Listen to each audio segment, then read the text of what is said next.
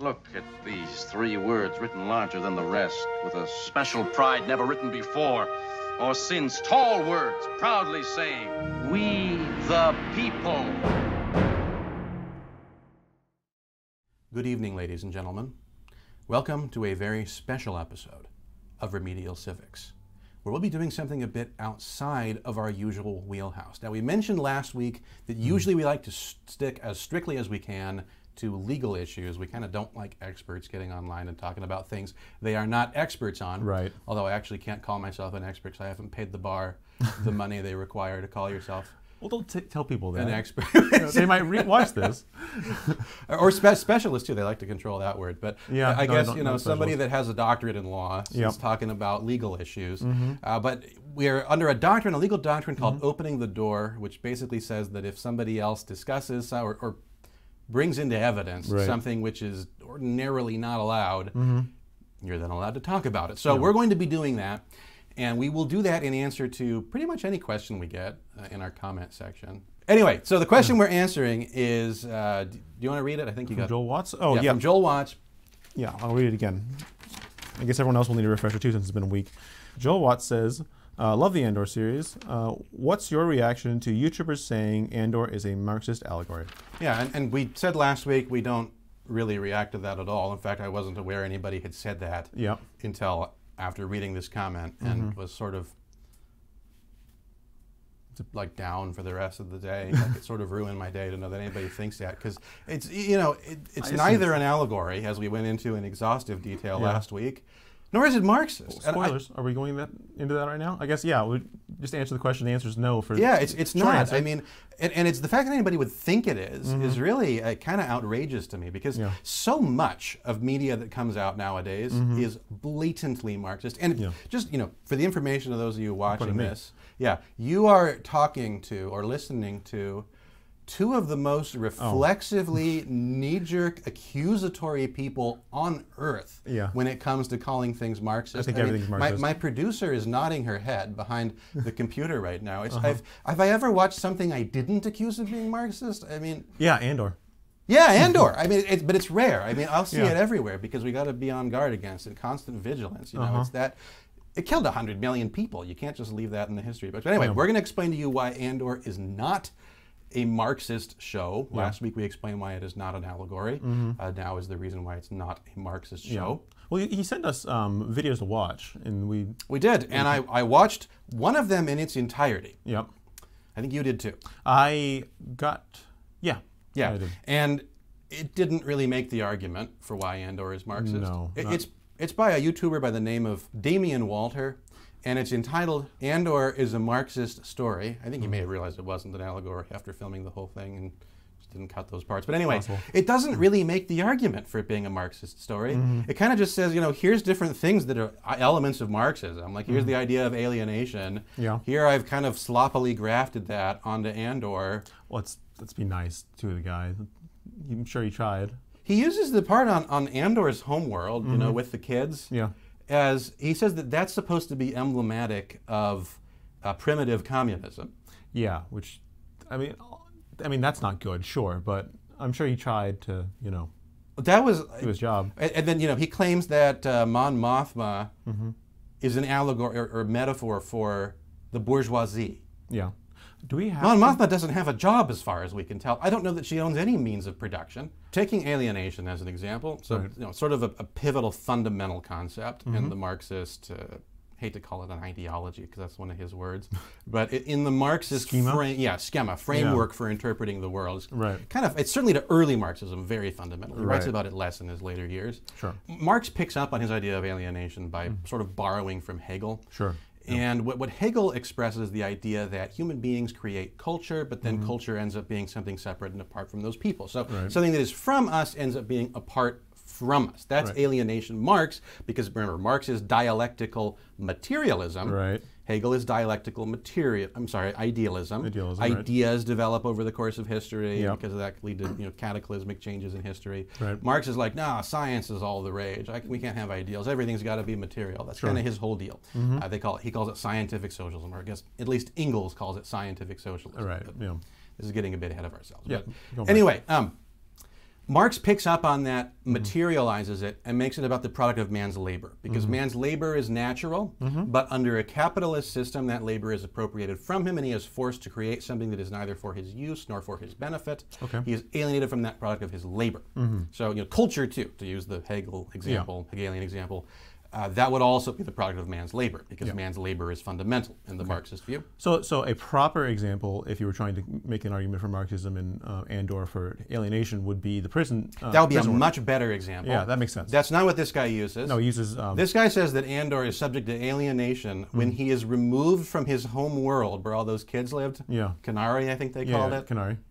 So literally, it's just an equivocation in terms. He was alienated from where he is from, therefore it's alienation. Yeah. That is not right at all. Okay. That is not. I mean, you might use the word alienation colloquially to mean that. He's alighting. So he alides. I'm not going to say he's doing it on purpose. I think he's alighting between two different ideas of alienation. One that's from the actual word, and one from placing it in the schema of Marxism, which you're literally removed from your planet, alienated. Marx is extremely. One thing you got to understand about Marx is he's extremely jargon-ridden. Yeah. And words have a very particular meaning within Marxist ideology, and it's appropriated by that from Marx by the other Marxists, and they all continue to use those words in variations of the same thing. Alienation does get psychologized in the Frankfurt School, where it's more about feeling badly that the product of your labor is taken away, and less about the material circumstances of that. But it's never anything akin to what that guy describes in his essay. Right. There's a lot of other examples like that. It's he talked about Mon Mothma, calls her an example of the bourgeoisie. Well, the bourgeoisie in Marxist theory are the people who own the means of production. Right, and she does not. No, there's nothing shown about. I mean, maybe she does. Maybe back on Chandrila, there might be a factory that she owns or something. But the fact that zero attention is paid to this, and when we ever look at her accounts, she can't possibly be somebody who's a stand-in for the bourgeoisie. It makes no sense. In fact, we see a couple bourgeois people, like her banker friend. But the only, the main example of somebody who is bourgeois that we see in the show is, I'm forgetting everybody's names, but that other banker who was the guy who is going to launder money for her. Yeah.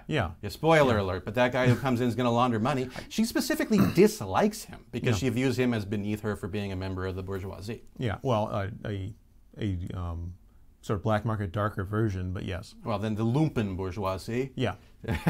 Correct. That's another Marxist. If you're a bad guy, Marx doesn't think you're a bad guy. You're just forced to be bad by the system. But if you're somebody that's on the more fringes of things, you're lumpen, whatever, lumpen proletariat, lumpen bourgeoisie. Got it. Okay. So that's but anyway, she specifically dislikes him for being that way, which is ironic because if it were making a Marxist point, she would be lumpen bourgeoisie, right? Because she's the one that's having to rebel against the system for imposing things that it shouldn't be. Yes. So I don't want to go through like this forever, but basically what he does, he just picks things out of Marxist theory, kind of grafts them onto the show in a way that is a very, very poor fit. Yeah. So one of the other videos, I didn't watch the whole thing for this one. It was 2 hours long, and it was basically just a guy trying to talk about how Andor was woke. It was woke, being very excited that various things in it were woke, which is not even grammatically correct. Should be awoken. But no. Yeah. Okay. That's true. I think that woke is actually a specific charged term. I don't no, it is, but it's grammatically incorrect, though. Is my point. Almost always grammatically incorrect the way they use it. That's correct. Yeah. It is usually used grammatically incorrectly. Anyways, I think Anyway, and then the last one was, I don't know why this one was given to us as an example of Marxism, but it was just a video essay. We'll put the titles for all of them in the bottom, but it was just a video essay entitled "Andor as Anti-Fascist Art." Which is true in a sense. That's fine. I mean, I don't think its specific emphasis is fascism. No, we talked about this before. It's anti-Napoleonic, really. Yeah, I think more French Revolution. Well, it's anti-authoritarian. Tony Gilroy in his interviews talks about that at length. He says that this is commenting on authoritarianism all throughout time, and about revolutionary movements all throughout time. Yeah. So that's fine. We're fine with people saying it's anti-fascist. Sure. So I didn't watch that one. But anyway, suffice it to say, there were not really any arguments made that Andor is Marxist. So I figured I'm going to do what I do in court, give the best argument. Yeah, well, you put everything that looks bad for your client right out front for the jury to see before the other side can put it on. Sure. they kind of beat us to it because we don't like to comment on YouTube stuff. But I'm going to try to give the best case that Andor is a Marxist show. Okay, so what's the best case for Marxism in Andor? So there's 3 points that I thought of that I think somebody could plausibly argue were Marxist on some level. Okay. First one's the most obvious. That's the character of Saw Gerrera. Okay, yeah.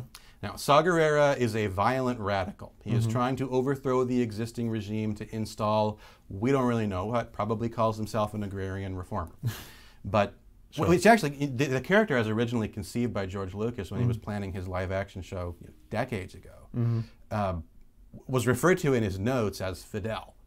Okay, that's a little bit of a giveaway. Yeah, but I think Saw Gerrera is very clearly sort of more communistic. He has a more eclectic base than any of the other rebels do. He's got aliens that are in it. Yeah, more ideological, wide-sweeping kind of mentality for himself as well. Yeah, I mean, if the show were about Saw Gerrera and we're clearly casting him in a positive light, then you're absolutely Marxist. Yeah, they would be right. It's a Marxist show. Okay. So Saw Gerrera is the first point of evidence. I don't know. Do you want to refute him right after saying I'm going to refute him afterward? At the end. Okay. Yeah. Second point is Nimic's manifesto. Okay. So if you remember, Nimic was the character that wrote a manifesto. And he gives it to Cassian. Cassian carries it around for a little while, and I was like, it's got to be like a MacGuffin. It's going to come back. Yeah. Lo and behold, it does. Of course it comes back. And they read a small section from it where he says, there will be times when the struggle seems impossible. I know this already. Alone, unsure, dwarfed by the scale of the enemy.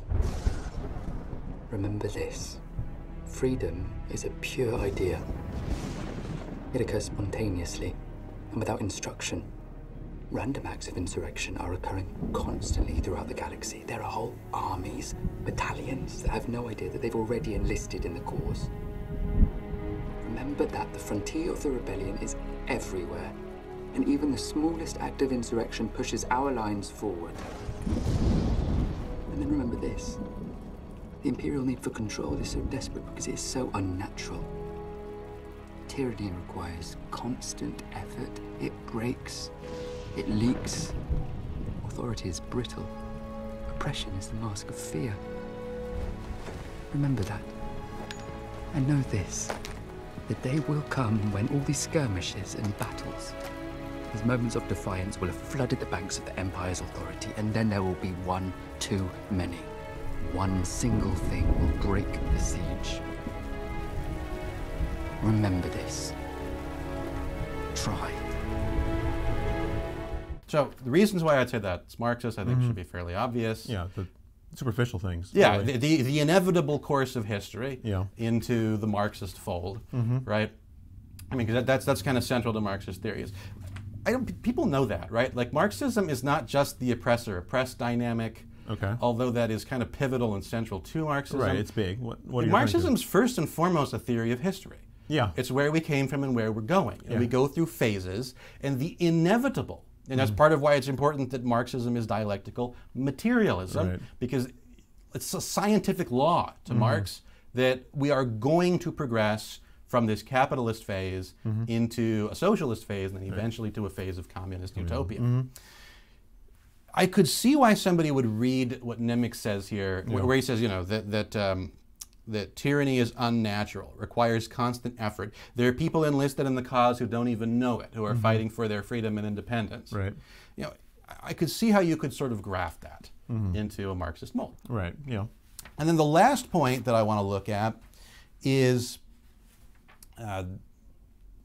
comments that the character Luthen Riel makes to Mon Mothma when he's in his antique shop in one of the early episodes, right after the raid they pull on Aldhani. Right, yeah. Where Mon Mothma comes in, he describes his whole plan, and she says, there'll be bloodshed, people will be hurt. He says, and he says, I'm counting on it. Yeah, I'm counting on it. Something like that. What comes to mind immediately when you see that is the idea of accelerationism. Right, okay. Basically, in that scene, Luthen makes the point that the Empire has been choking them so slowly they've stopped noticing. I forget the exact language he uses. Yeah. But it's basically that old metaphor of you boil a frog slowly, you turn up the heat slowly, and it won't notice. It won't notice until it dies. Yeah. So then he wants to make sure that the Empire is cracking down and enforcing its authority as much as right now, so that people will get the idea and they'll wants the frog to notice. Yeah, so they've had enough and they'll rebel against it. Right. In Marxism, there's a concept called accelerationism. And what that refers to is basically, we talked about these inevitable forces of history, dialectical tensions between the oppressor and oppressed that resolve themselves in history. The Marxist theory of acceleration is that even though we know that eventually there'll be a revolution, we can make that occur more rapidly by making the capitalist system degenerate more rapidly into what they call late-stage capitalism, which is sort of akin in their mind to fascism. Which is why we have things like communist guerrillas throughout the history of the communist movement, because they're trying people are trying to push forward. Like I don't know how famous it is. I think it's famous about how Marxists who were nobles that there's an irony and counterpoint argument there. Nobles. Actually, sorry to pause you for a second. The guy in the video made that point too. I was going to get to that later, but yeah, no. Let's bring it up now actually, because it actually goes better with our earlier comments with counterpoints. Is that he says that in Marxism, I want to do him justice by giving the quote correctly, but I think he says in Marxist ideology. It's believed that the elite is needed to start off the revolution, which is... I think he says the bourgeoisie specifically, or those in power. I think he says either those in power or the elite, but that's like almost as opposite as you can be with how Marx describes the revolution occurring. People always... Marx argues people always pursue their class interest. And you may see a wealthy person that appears to be very altruistic, appears that they don't just care about accumulating more money. He calls that... that's the Marxist role of ideology. Ideology fills in those gaps. It's the justification that you make up for living your life in such a manner that you only pursue your class interest, because most people aren't comfortable with themselves for doing that. And Marx didn't really care if his theory met the facts, so he just makes up the reason why they do this is ideology. Ideology kind of ruins the whole system, frankly. It falls apart because of ideology alone. If people don't satisfy your prediction that they will always pursue their class interest, you can't just explain that away with a word. People like Marx, who was who was not a poor person and was describing how to overthrow the... Exactly. He's not. I don't think he'd ever set foot in a factory a day in his life. No, not as far as I'm aware. Which nevertheless felt qualified to write about it. But anyways, my example of accelerationism, was nobles in Russia, when there was about to be a famine, they started intentionally buying and selling off wheat so that the famine would get worse in, I think it was shortly before World War I, in order to push for a communist revolution. Yeah, that is, and to refute that point about Luthien. That is not a communist idea of accelerationism. No. Accelerationism is exactly what you described. It's trying to advance the stages of capitalism to make the system basically inevitably more oppressive, so that those flaws will be brought out and we can hasten the revolution. That's not what Luthien's describing. In fact, he makes that abundantly apparent in his conversation with Saw Gerrera, when Saw Gerrera says, "What are you, Luthien? I don't think you've ever really said." Like whatever he says there, please don't leave that in. Okay, go on. But and then he says, "I'm a coward. Yeah. I'm someone who's afraid that the empire will." I like go on. I like that you can't quote them without giving some sort of impression. Well, I actually have the quote written down. I want to make sure I say it you're reading it. You won't do the impression. Probably not. No, I want to get it exact. Oh yeah, fair enough. He says, "I'm a coward. I'm a man who's terrified that the empire's power will grow beyond the point where we can do anything to stop it." Yeah. Why is he trying to accelerate tensions between rebels and the empire? Stop the empire. Well, more specifically than that, because he thinks that if he doesn't do that, the empire will never be able to be stopped. That is the polar opposite of Marxist accelerationism. Marxist accelerationism is hastening the inevitable. Luthien's very clear. He does not think of this as inevitable. So, whether or not Luthien is a mouthpiece for the author in this, I don't think he is. But even if Luthien were a mouthpiece for the author, I think especially if he were a mouthpiece for the author, can't be a Marxist show because it rejects Marxist historiography. Actually, Tony Gilroy talks about the accelerationism issue directly. Really? He does in an interview where I think he's brought up accelerationism. This is an interview with the Hollywood Reporter, by the way. And the reporter conducting the interview asks him, provoking the empire into making things worse is quite a recruitment tool. And then Tony Gilroy says, yeah, it's called accelerationism. I think that's the dialectical term. So again, Marxism. The term does come from Marxism, at least in modern usage. And he goes on, it covers all sides of the political spectrum. It could be left, right, it could be anywhere. But it's the idea of, I can't get people to do something unless they really feel it. And that's a classic revolutionary leadership move all the way through. I mean, you could go back 2,000 years and find people that were doing that. It's true. Yeah. So yeah, he flat out argues, even if I show accelerationism, it's not Marxist. Yeah, so he says that. Yeah. I mean, death of the author, everything. But I guess most Marxists probably aren't postmodernists. So yeah. Okay, so going backward. Yeah. So talking about that mouthpiece for the author thing. Yeah. What were the other two we looked at? Oh, so Nimick. So yeah, we'll go in reverse order. So assuming that Nimick is a mouthpiece for the author, which I think he clearly can't be, considering he dies and was very idealistic, and it's a story technique that's as old as dirt to have a character that is overly idealistic be killed early on. Yeah. That's not adopting or accepting their ideology in the slightest. It's just saying that they're well intended or whatever it is. Yeah, it tends to be the opposite. It tends to be that in his death, it causes the main character, the actual hero, to adopt his and then push his ideas forward. Yeah. But Nimick, again, just to look at that quote again, he makes the point basically that sort of the opposite of what we were just talking about with Luthen, that because freedom is a pure idea, it will basically automatically win. It's spontaneously defended. People who are not even aware they're fighting this fight will be fighting it, and that the empire is inherently unstable. Right. This is a more of an inevitability argument. Well, I think if you were to read him as a Marxist, you would try to read this as an argument about the inevitability of history. My first way of refuting that would be to say he's not actually saying that. No, he's not. He's not saying anything about it being inevitable. He's just saying that people prefer freedom. Yeah. So any state which does not have freedom is one that is unstable. In fact, the reason Marxism would so strongly disagree with that is Marxism is sort of a theory of punctuated equilibrium. Yeah. Right? I mean, it's punctuated by, he's laughing at me because that's a scientific theory I'm borrowing. You're borrowing from someone I think might be a Marxist, but go on. You think he might be, but basically, it's there's a status quo that exists for a while, and then there's a point of violent revolution where you move to the next historical phase. That's punctuation. So, you go from, I'm going to miss all the phases. I think it's 7 phases, but it's like primitive communism, feudalism. I think despotism, then feudalism. Yeah, so there's a lot of phases, and each one is punctuated by revolution between the two. That's the exact opposite of unstable. Yeah. Each of those regimes is stable, but within that regime there are dialectical tensions that need to be resolved. Those tensions between oppressor and oppressed. So the idea is heightening those tensions. The inherent conflict of having somebody else own the product of your labor. Yeah, like it's like certain types of earthquakes. It just builds up and builds up until one day you don't notice it at all. Until it's just building up on the surface until one day it just shifts, and then you have an earthquake. Right. So I would say what Nimick is discussing here is a very different concept. Yeah. I could see why somebody would mistake that. Yes. For a Marxist view. Right. But no, I don't think it is. And the last one to look at is Saw Gerrera. I think honestly, I think it's got to be fairly obvious. Saw is not a mouthpiece for the author. No, right? Yeah. I think we literally did make arguments. In fact, that Saw Gerrera is a Marxist. Yeah, I think he is. But I don't think he's portrayed in. Well, I mean, the point is to make you talk. But the point, this is the discussion. Yeah, so I don't. I'm just a toggle-ox. I'm a lawyer. Yeah, and also I don't like talking. But anyway, sorry, I'm easily distracted.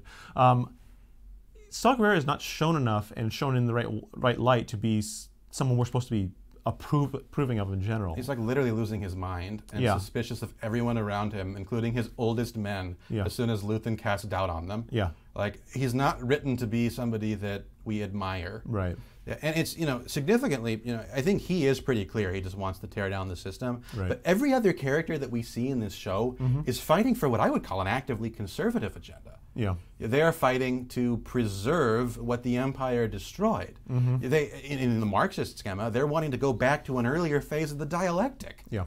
And I think that comes from what the what's the showrunner's name again? Tony Gilroy. Yeah. What Mr. Gilroy is was looking at other. I think it shows that he was looking at other revolutions. I think there's a quote saying that he was looking at Boudica, for example, who's outwardly going out of her way to just return to an older system, i.e., the one before the Romans. So obviously, you're looking at American. Boudica was an ancient Briton. Oh, yes. Yeah, that lived in Britain. Yeah. The area that's now London, I think. No. She burned down London. She lived in Norfolk and Suffolk. Yeah. Okay. Essentially, and basically led the resistance to the Roman rule. Right. In the BC era, early AD era. Early AD. Yeah. It would have been like maybe 60 AD. Yeah. Somewhere around there. Yeah. Yeah, way back. And you know, Tony Gilroy in an interview talks about that. He talks about the Haitian Revolution, Toussaint Louverture, obviously pre-Marxist there. Yeah. Better argument for being pro-Marxist. At least he could be argued as proto-Marxist. That's fair. But like, even there, no. But a lot of revolutions have been that way. Yeah. And I think part of what Tony Gilroy is doing in this show is he has different kinds of revolutionaries in it. Yeah. Saw Gerrera is one kind. Anton Krieger is probably a different kind. We don't see a lot of him, but we know he's a member of the Confederacy. So the separatists, that left during the prequel movies, the terrible ones with all the CG. They left. Yes. He was part of, I think, probably the Banking Guild or something like that. I don't know, but maybe. I don't think they say. No, probably just imagine that. But he's a separatist, and we know separatists represented powerful financial interests. Like the Banking Guild was part of it. I think Count Chocula was another one that was. I thought he was part of the Banking Guild. Oh, was he? He was the Banking Guild, I think. Okay. Well, there's Count Chocula was the Banking Guild. Yeah. The industrialists, very obviously. CIS, the people that produce all the machines. So. Yeah. Oh, the Trade Federation? Trade Federation. All part of the separatists. That would be nearly the opposite interest. Yeah, they're all financial or industrial interests. Yeah. Yeah. So, again, no, that doesn't work. No.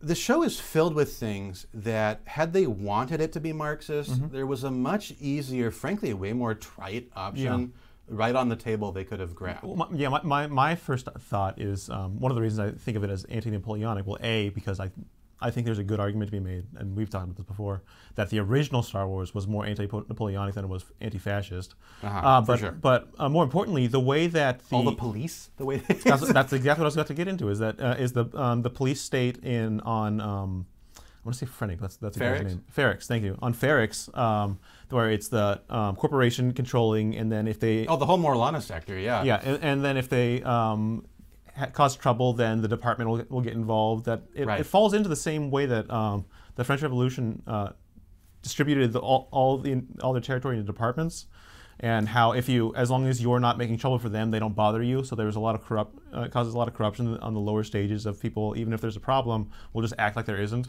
Well, and actually that's a good example of where they could have written it really that's what I'm saying. You could have just straight up made a corporation.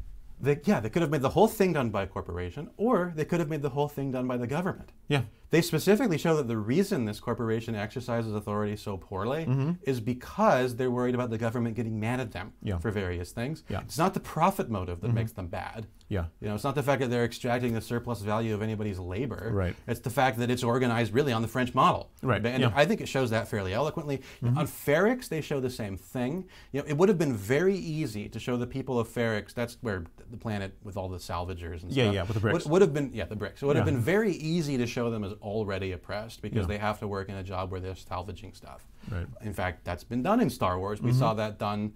I mean, not really showing her as oppressed, but certainly downtrodden with Rey. With Rey, yeah. In one of the video games, the Jedi Fallen Order, it kind of makes that point. Oh, okay. This is a different point. There's a lot of salvagers in the new Star Wars canon for some reason. But they don't make that point at all in Andor. In fact, I would say they fastidiously avoid it because they make a point of showing all those gloves on the wall. Everybody's got a different pair of gloves. Yeah. They show their culture. They bake people into these bricks when they die. Actually, in fact, I'd argue that. Sorry, I know I'm interrupting you. I'd argue that the more down to earth and the amount of work that someone seems to do on that planet, the more content they are. The people that are actually working have less of a reason to gripe as opposed to the people who aren't working. And they're not in some commune. Yeah, which is the exact opposite. We see people that clearly own businesses here. Right. The Bix, Andor's ex-girlfriend, is proletariat. Yeah. I'm sorry, is a petty bourgeoisie. She owns a business, and her proletariat boyfriend works for her. This is not painted as an oppressive relationship. No. In fact, he's painted as the bad guy because he betrays Cassian. Right. If this were a Marxist show,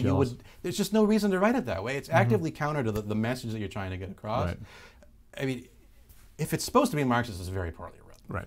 We could go on and on here. I think don't know if we've we should or not. No, I think we've made all 3 of the points now. Yeah, I mean that's just the first like 2 episodes. Yes, where yeah. It's I guess Most of the the time prison would be another good one to talk about. Yeah, because that I think is the strongest argument for it. You think that's your view of the strongest? at least with the alienation example, it was certainly the strongest argument because they're literally being forced to produce labor that does not benefit them. That's not even commented on in the show. No, it's not. Like their issue with being in this place isn't that their labor is being appropriated. No. It's that, I don't even remember once hear them commenting on the labor. Yeah, it's that they're being worked to death for no purpose. That they're not going to be allowed to leave. Right. Well, that they are not allowed to leave. That they are there for things that are not real crimes. And the most emphasis is on the fact that all of their terms were extended. Yeah. The term where they were required to stay here. Yeah. Which is something that Soviet Russia very famously did to people who were in gulags. If you read Alexander Solzhenitsyn's Gulag Archipelago, that happens to him several times throughout the course of that book. That's a comment on what goes on in Marxist systems. It's not advocating for one. So, you could argue, they're just, by having these cog things just go to the next room as soon as they're done. They don't even get to see the fruits of their labor. Sure, you could argue, if somebody wanted to use that same setting to make a Marxist point, they could probably do it. Right. But the show doesn't make a Marxist point with that setting. Right.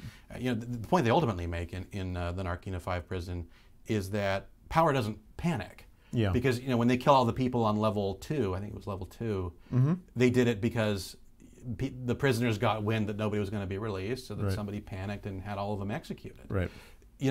That was the point made there. I think that Andor is really a study about the nature of authoritarianism, the nature of totalitarianism. These people only have as much power really as we give them. Yeah. And that's where the Lex Rex Institute comes in, because we're trying to hold people in public office accountable to their duty. We're sick of giving them that power. If we see tyranny, we don't want to continue giving them the power to exercise that tyranny. Yeah, no, agreed. So, well, hang on, because that sounds like a wrap-up concluding comment, and we have one more section of the original YouTube comment that we didn't get. Oh, yeah. Yeah, let me double check it, but I believe opposite way. Yeah, it's what's your reaction on YouTubers specifically saying Andor is a Marxist? So we haven't actually talked about the fact that this platform likes to discuss this. Yeah, I think it's typical. I think that YouTuber is gonna YouTube, and for whatever reason, well, I know the reason, but it has something to do with the company that hosts YouTube, prefers certain kinds of speech. Sure. But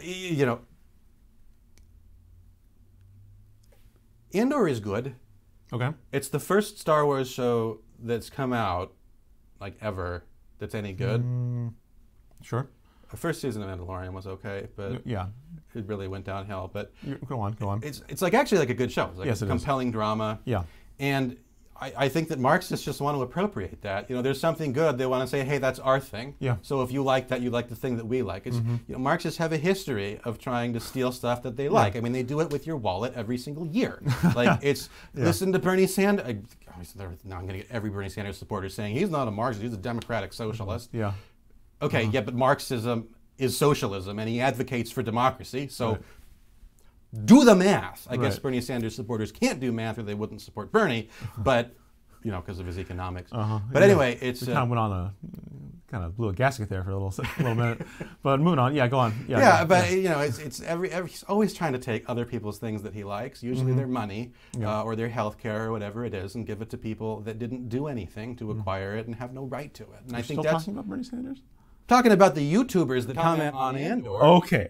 And our audio cut out here for about 30 seconds, so I'll just say that the reason YouTubers are talking about Andor and claiming it's Marxist is because Andor is good, and they like to steal things that are good, just like they like to steal your wallet. Alex points out that the spirit of a lot of these YouTubers is a pretty capitalistic one. They make these channels to make money, and they know that Andor is selling right now, so being Marxist YouTubers, what are they going to talk about? Well, Andor, they look at it through their own lens. You can actually see how capitalistic their spirit is because a lot of these videos have sponsor spots. You won't find those in any of our videos. But if you'd like to sponsor us. Yeah, but it's not because we're opposed to it. We just haven't taken the time to do it. So if you do want to sponsor our videos, Sure. We're not Marxists. We are open to that option. We do like money. But we say we'll like money. We do say we'll like money. But genuinely, we don't make these for the money. We make these because we care about educating people in constitutional jurisprudence. If that is a mission that you would like to fund, we would much rather make our money from contributions. That way you can write them off on your taxes, yes. and the Marxists will take less of your stuff next time around.